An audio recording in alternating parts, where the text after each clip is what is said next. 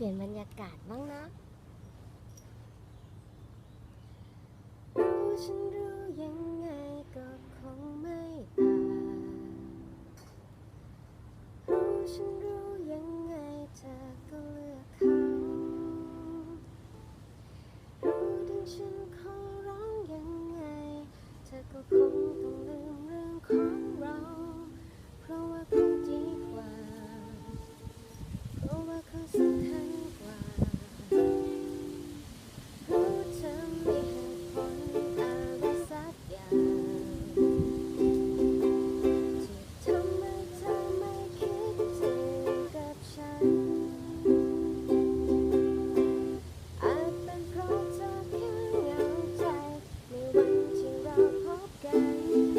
เธอแค่มีความสุขแต่ว่าเธอไม่ได้รักกันแต่ฉันรักเธอไปแล้วทั้งใจรู้ฉันรู้ว่าเธอก็ต้องไป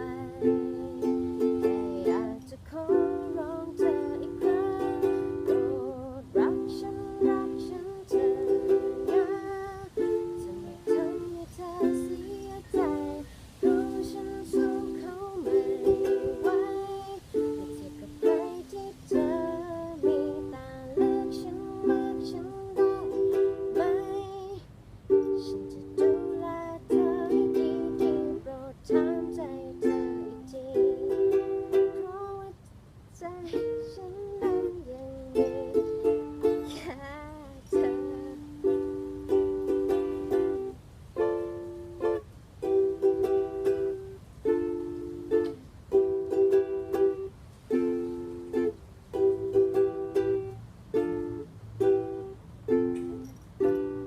รู้ว่าระหว่างเรา